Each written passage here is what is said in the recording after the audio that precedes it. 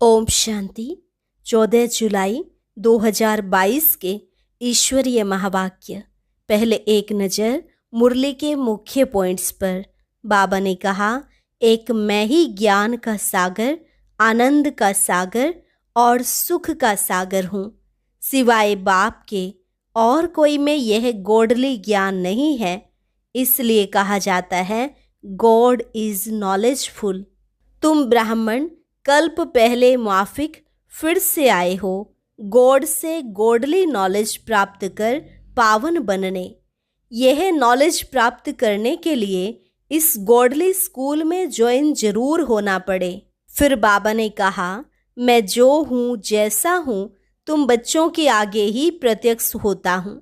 जब तक मैं अपना ज्ञान स्वयं आकर ना सुनाऊं तब तक मुझे कोई जान नहीं सकता और ना ही कोई मेरे पास पहुंच सकता। सदा स्मृति में रखो, मौत सामने खड़ी है, अब सबको वापस जाना है। ऐसे नहीं सोचना कि सिर्फ बूढ़े जाएंगे और बच्चे आदि बच जाएंगे। तुम और सब संग तोड़ मुझ एक परमात्मा से योग लगाओ तो अंत मते सो गते हो जाएगी। तुम आत्माएं मेरी पुरी में आ जाएंगे। जब तुम अपने को बच्चा समझें और बाबा से योग लगाएं तब खुशी आवे, लेकिन उल्टा योग लगाते हो इसलिए वह खुशी नहीं आती। भले अपने घर में जाकर योग लगाओ परंतु और सभी संबंधियों को भूल जाओ, अथवा सब दिवे बुझाकर एक दीवा जगाओ तो मैं तुमको पापों से मुक्त कर अपने पास बिठा दूंगा। और लास्ट में बाबा ने कहा, जिसको बैकुंठ की बादशाही का वारिस बनना हो वो यहाँ आकर मेरा बच्चा बने। मैं उनको संपूर्ण निर्विकारी बनाए अपनी राजधानी में ले जाऊंगा। और अब सुनते हैं महावाक्यों को विस्तार से। मुरली का सार। मीठे बच्चे, सब संग तोड़ मुझ एक बाप से योग लगाओ तो तुम मेरी पुरी में आ जाएंगे, अंत मते सो गति हो जाएगी। प्रश्न, जो साइलेंस की अवस्था में जाने का पुरुषार्थ करते हैं उन्हें क्या अच्छा नहीं लगता? उत्तर, उन्हें घड़ी का आवाज भी अच्छा नहीं लगता, क्योंकि स्वदेश इनकॉर्पोरियल वर्ल्ड में कोई भी आवाज नहीं है। इसलिए तुम वाणी से परे जाने का पुरुषार्थ करते हो। तुम्हें अशरीरी हो अपने स्वधर्म में टिकना है। बाबा के देश को बाबा सहित याद करना है। गीत भक्तों की फरियाद सुनो। ओम शांति। भगवान वाच, यह है योग आश्रम। तुम यहाँ बैठे हो योग कमाने। यह परमात्मा तुम आत्माओं से इन ऑर्गन्स द्वारा बात कर रहे हैं। तुम आत्माएं अभी किसकी याद में बैठे हो? आत्मा कहती है, अहम आत्मा तत्वम। हम सब आत्माएं उस परम पिता परमात्मा की याद में बैठे हैं। यह योग किसने सिखाया? भगवान वाच, मैं सभी आत्माओं का पिता हूँ अथवा फादर हूँ। मैं शरीर द्वारा तुमको योग सिखलाने के लिए टीचर बना हूँ। यह तो सहज समझाते हैं, कहते हैं जब जब अति धर्म ग्लानि होती है तब मैं आता हूँ। यह वही कल्प पहले वाले महावाक्य अति साधारण शरीर द्वारा रिपीट हो रहे हैं। कहते हैं कल्प पहले भी यही महावाक्य उच्चारे थे जिसकी गीता बनी हुई है। तो जब धर्म ग्लानि होती है अथवा अनेक धर्म आए उपस्थित होते हैं और देवता धर्म का एकदम नाम निशान गुम हो जाता है, देवता धर्म वाले अपने को हिंदू कहलाने लग पड़ते हैं। भले पूजते देवताओं को हैं लेकिन कहलाते अपने को हिंदू हैं। जैसे देवता धर्म के बदले हिंदू धर्म रिप्लेस हो जाता है, उसको कहते हैं धर्म ग्लानि। जब वह एक दैवी धर्म का नाम निशान गुम हो जाता है, उसके बदले अनेक धर्म मठ पंथ निकल पड़ते हैं। यह वही कल्प पहले वाली गीता रिपीट हो रही है। यह भगवानुवाच दूसरा तो कोई कह नहीं सकता। वही आकर फिर वही गीता के महावाक्य रिपीट कर रहे हैं। यह महावाक्य और कोई शास्त्रों में नहीं है, गीता में है। भगवानुवाच, भगवान खुद समझाते हैं, कहते हैं जब अनेक धर्म हो जाते हैं, कलयुग की अंत आकर पहुंचती है, तब कल्प के संगम पर मैं आता हूँ। क्योंकि कलयुग को कहा जाता है तमो प्रधान, सतयुग है सतो प्रधान, जहाँ परम पिता परमात्मा का गॉड गॉडेज राज्य अथवा देवी देवताओं का राज्य चलता है। वह भी इस ही स्टेज पर चलता है। बैकुंठ कोई दूसरी जगह नहीं है। इस ही भारत में देवी देवताओं का राज्य था, जो अब प्राय लोप हो गया है। परमात्मा को कहते हैं गॉड इज नॉलेजफुल। वह एक ही ज्ञान का सागर, आनंद का सागर, सुख का सागर है। उसके सिवाय और कोई में गॉडली ज्ञान है ही नहीं, तो दूसरा कोई को ज्ञानी कैसे कह सकते? वह कहते हैं कि यह नॉलेज देने के लिए मुझे ही आना पड़ता है। जब तक वह स्वयं आकर नॉलेज ना देवे, तब तक कोई नॉलेजफुल बन नहीं सकता। इस गॉडली नॉलेज को ही फिलॉसफी कहा जाता है, जिससे आत्मा पावन बनती है। अब प्रश्न उठता है कि तुम यहाँ किस लिए आए हो? तुम कल्प पहले मुआफिक फिर से आए हो गॉड से गॉडली नॉलेज प्राप्त कर पावन बनने के लिए। यह नॉलेज प्राप्त करने के लिए इस गॉडली स्कूल में जॉइंट होना पड़ेगा। दूसरा कोई तो गॉडली नॉलेज दे नहीं सकता। वो कहते हैं हम सब में गॉडली नॉलेज है। कौन सी नॉलेज है? कह देते ईश्वर सर्वव्यापी है। लेकिन परमात्मा कहते हैं कि यह मिथ्या ज्ञान है। मैं तो सर्वव्यापी नहीं हूँ, मैं तो जो हूँ जैसा हूँ तुम बच्चों के आगे प्रत्यक्ष होता हूँ। जब तक मैं अपना ज्ञान स्वयं आकर ना सुनाऊं, तब तक मुझे कोई जान नहीं सकता और ना कोई मेरे पास पहुँच सकता। इसलिए मुझे आना पड़ता है और मैं आता हूँ कल्प के संगम पर, बस।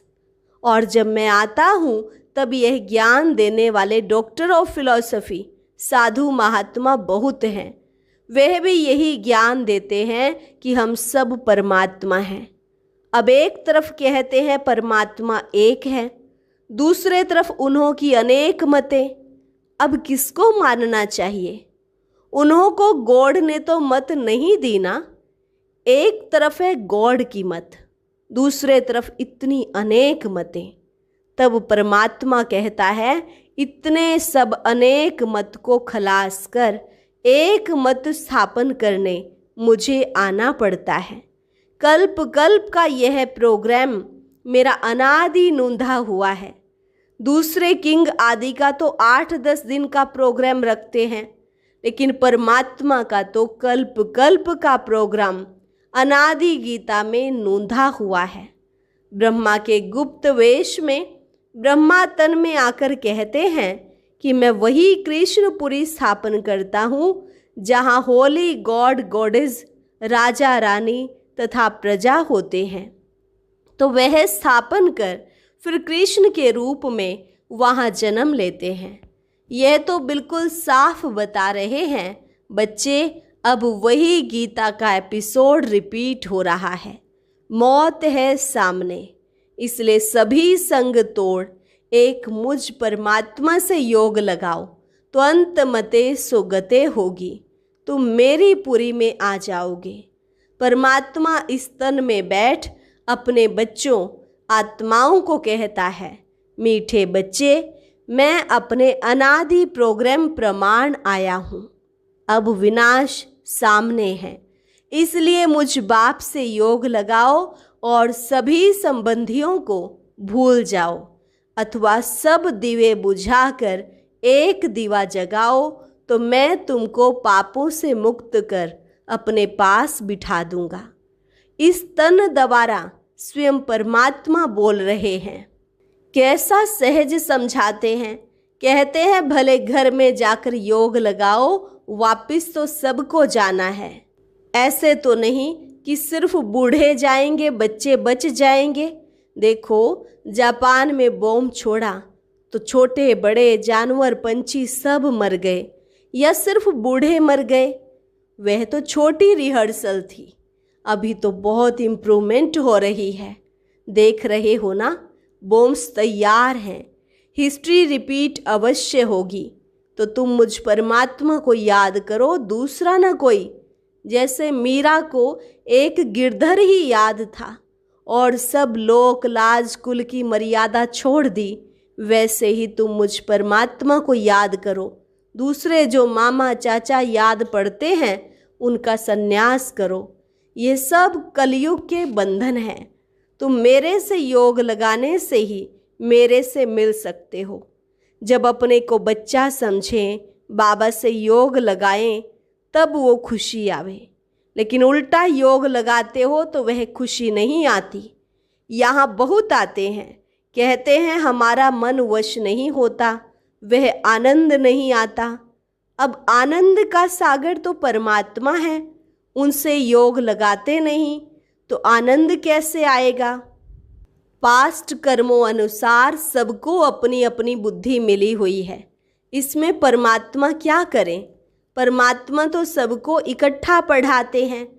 कोई तो यहाँ ही पढ़कर फिर पढ़ाने लग पड़ते हैं, कोई तो पहली पोथी में ही मूंझे हुए हैं। तो यह भी बुद्धि का चमत्कार है। क्लास में भी कोई पहला नंबर आते, कोई फेल होते हैं। क्यों? क्योंकि बुद्धि पर सारा मदार रहता है। इसमें परमात्मा क्या करे? सबकी तीक्ष्ण बुद्धि करे तो सभी पहला नंबर आ जाए। जब कोई पर ग्रहचारी होती है तो कितना भी दवाई करो, उसका असर नहीं होता। और जब उतरने का टाइम आता है तो मिट्टी चपटी से भी बीमारी ठीक हो जाती है। तो जब समय आएगा तो यह पॉइंट्स भी किसकी बुद्धि को टच हो जाएंगी। अभी कई नहीं सुनते हैं, आगे चल सुनने लग पड़ेंगे। इसमें हमको राजी रहना पड़ता है। परमात्मा के आने जाने, ज्ञान सुनाने की गति ही न्यारी है। दूसरी मुरली। ओम शांति। घड़ी का भी आवाज़ नहीं चाहिए, क्योंकि अभी हमारी वानप्रस्थ अर्थात वाणी से परे अवस्था है। हम वाणी से परे जाते हैं। इनकॉर्पोरियल वर्ल्ड, जहाँ आत्माएं रहती हैं, वहाँ वाणी नहीं है, सुप्रीम साइलेंस है। तो इस साइलेंस अवस्था में पहुँचने का पुरुषार्थ करते हैं। इसलिए आवाज़ अच्छा नहीं लगता। उस स्वदेश में आवाज़ नहीं होता है। इसलिए वानप्रस्थ अर्थात वाणी से परे जाने के लिए हम पुरुषार्थ करते हैं। वानप्रस्थ का अर्थ ही है निर्वाण देश में जाना, जहाँ हम, तुम और सारी दुनिया की सोल्स निवास करती हैं। यह कॉर्पोरियल वर्ल्ड तो है पार्ट बजाने के लिए स्टेज, बाकी बिगर पार्ट वहाँ स्वीट साइलेंस होम में जाकर निवास करते हैं। यह साकार खेल चलता है आकाश तत्व में, और आत्माओं का देश है महातत्व, वह बहुत दूर देश है। तो जो उस साइलेंस देश से योग लगाए बैठते हैं, उनको घड़ी का आवाज़ भी अच्छा नहीं लगता। उसको कहा जाता है अपने असली स्वधर्म में टिकना अथवा अशरीरी हो रहना, अर्थात अपने बाबा के देश को बाबा सहित याद करना। क्योंकि अपना बाबा है उस दूर देश का रहने वाला, वहाँ से आते हैं इस पराये देश में। पराये देश में क्यों आता है? अपनी बादशाही स्थापन करने, और गुप्त वेश में आता है। उनका पार्ट है इनकॉग्निटो। जैसे तुम्हारा यह पुराना शरीर है, ऐसे मुझे भी पुराने शरीर में प्रवेश कर इस पुरानी सृष्टि का विनाश और नई दैवी सृष्टि की स्थापना करने आना पड़ता है। तो पुराने घर में जो आएगा तो जरूर शरीर भी पुराना लेना पड़ेगा ना। यहाँ नया दिव्य शरीर आए कहाँ से? तो वो भी है इनका पुराना तन, जिस तन से श्री कृष्ण की राजधानी स्थापन करते हैं। तो इनके पास जो आते हैं उनको पहले साक्षात्कार भी उस बैकुंठ का होता है। बैकुंठ की बाल लीला, रास लीला देखते हैं अथवा विष्णु का साक्षात्कार करते हैं, क्योंकि अगर सुप्रीम सोल का साक्षात्कार कराए तो वह समझ नहीं सकेंगे कि यह क्या चीज़ है, क्योंकि उस बाप का तो कोई को पता नहीं है कि यह कोई परमात्मा है। भले पूजा करते हैं लेकिन जानते कोई नहीं। वो तो कहते हैं परमात्मा सर्वव्यापी है, तो सब परमात्मा हो गए। बाकी शिवलिंग के ऑक्यूपेशन का तो कोई को पता नहीं कि यह हमारा परम पिता है, जो आकर स्थापना, विनाश, पालना करने अर्थ 3 रूप धारण करते हैं। वह तो इसी समय आकर अपना ऑक्यूपेशन बताते हैं और कहते हैं जिसको बैकुंठ की बादशाही का वारिस बनना हो वो यहाँ आकर मेरा बच्चा बने। मैं उनको संपूर्ण निर्विकारी बनाए अपनी राजधानी में ले जाऊंगा। यह आता ही है सभी मैली सोल्स को प्योरीफाई बनाने। इससे प्रकृति भी पवित्र बन जाती है। वहाँ तो सोल्स भी प्योर, तो 5 तत्व भी प्योर होते हैं। यह है ही डीटी वर्ल्ड। तो फिर क्या? इस समय वह डीटीज़म की फिलॉसफी गुम हो गई है। कोई को पता नहीं कि डीटी वर्ल्ड भी यहाँ थी। वो समझते हैं कि ऊपर आकाश में कहाँ देवताएं रहते हैं, लेकिन उनके चित्र यहाँ हैं। हिस्ट्री यहाँ है तो जरूर यहाँ होकर गए हैं। यह दुनिया तो सदैव चलती रहती है, प्रलय तो कभी होती नहीं है। जब विनाश हो जाता है तो सभी सोल्स चली जाती हैं। बाकी दैवी धर्म यहाँ स्थापन हो जाता है। जैसे अनाज होता है तो सब नहीं खाया जाता है, बहुत खाया जाता है, थोड़ा बचाया जाता है बोने के लिए, नहीं तो बीज कहाँ से आवे। अगर प्रलय हो जाए तो अनाज भी खलास हो जाए, फिर बोने के लिए अनाज कहाँ से आए जो दूसरा निकले। तो अनाज भी जैसे अनादि है ही तो मनुष्य भी है ही। तो परमात्मा जैसे कुछ बीज बचाए बाकी सबको ले जाते हैं, जिससे फिर सृष्टि की वृद्धि होती है। बाप कहते भी हैं कि मैं अनेक धर्म विनाश कर एक धर्म स्थापन करता हूँ। ऐसे तो कहते नहीं कि मैं प्रलय कर देता हूँ। यह सबका अंतिम जन्म है, फिर मृत्यु लोक में कोई का जन्म नहीं होगा, सब चले जाएंगे। उसमें थोड़े बीज बच जाते हैं, जिससे धीरे धीरे बढ़कर त्रेता के अंत तक 33 करोड़ देवी देवताएं होते हैं। फिर दूसरे धर्म नंबरवार आते जाते हैं, उनमें भी ऐसे ही धीरे धीरे वृद्धि होती जाती है। यह ड्रामा का राज भी तुमको ऑलमाइटी बाबा ही आकर बताते हैं, इसलिए इसको कहा जाता है गॉडली नॉलेज। दूसरा कहीं भी यह नॉलेज तुमको नहीं मिलेगी। भले कितना भी घूमो फिरो, किसको इस नॉलेज का पता ही नहीं है। वो बस इसी समय ही तुमको यहाँ मिल सकती है। परमात्मा यहाँ दैवी सिजरा बना रहे हैं। परमात्मा कहते हैं अगर तुम्हें उस रॉयल घराने में आना है तो अपना सब मेरे हवाले कर दो, तो मैं उसे प्योरीफाई बनाए बैकुंठ में रिटर्न कर दूंगा। यह तो जानते हो बाबा अभी आए हैं, फिर कल्प बाद आएंगे, घड़ी घड़ी तो नहीं आएंगे। कहते हैं बच्चे हम आए हैं तुमको स्वच्छ होली बनाने। वॉइसलेस को ही होली कहा जाता है। बाकी यह जो बीड़ी, सिगरेट, शराब आदि पीते रहते हैं उनको होली नहीं कह सकते। तुमको तो बाबा शिक्षक बनाकर पढ़ाते भी हैं, तो बाप बनकर संभाल भी करते हैं।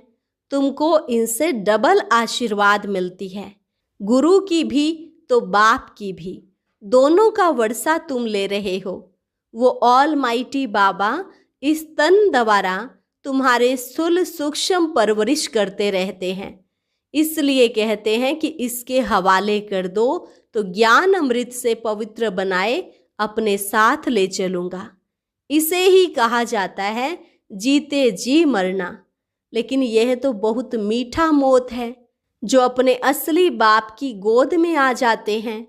कितना अच्छा समझाएं, कितना समझाएं, फिर भी कह देते हैं मन मना भव मध्याजी भव। अच्छा, मीठे मीठे सिक्की लधे बच्चों प्रति माता पिता बाप दादा का याद प्यार और गुड मॉर्निंग। रूहानी बाप की रूहानी बच्चों को नमस्ते। रूहानी बच्चों की रूहानी बाप दादा को नमस्ते नमस्ते, गुड मॉर्निंग। धारणा के लिए मुख्य सार। पहली पॉइंट, अपने असली स्वधर्म में टिक अशरीरी बन बाबा के देश को बाबा सहित याद करना है, साइलेंस में रहना है। दूसरी पॉइंट, रॉयल घराने में आने के लिए अपना सब कुछ बाप हवाले कर प्योरीफाई बनाना है। वरदान, बाप द्वारा प्राप्त हुए सर्व खजानों को कार्य में लगाकर बढ़ाने वाले ज्ञानी योगी तू आत्मा भव। बाप द्वारा प्राप्त हुए सर्व खजानों को कार्य में लगाकर बढ़ाने वाले ज्ञानी योगी तू आत्मा भव। बाप दादा ने बच्चों को सर्व खजानों से संपन्न बनाया है, लेकिन जो समय पर हर खजाने को काम में लगाते हैं उनका खजाना सदा बढ़ता जाता है। वे कभी ऐसे नहीं कह सकते कि चाहते तो नहीं थे लेकिन हो गया। खजानों से संपन्न ज्ञानी योगी तू आत्माएं पहले सोचती हैं फिर करती हैं। उन्हें समय प्रमाण टच होता है, वे फिर कैच करके प्रैक्टिकल में लाती हैं। एक सेकंड भी करने के बाद सोचा तो ज्ञानी तू आत्मा नहीं कहेंगे। स्लोगन, स्वभाव और विचारों में अंतर होते हुए भी स्नेह में अंतर नहीं होना चाहिए। स्वभाव और विचारों में अंतर होते हुए भी स्नेह में अंतर नहीं होना चाहिए। अच्छा, और अब सुनते हैं आज का अव्यक्त ज्ञान मोती।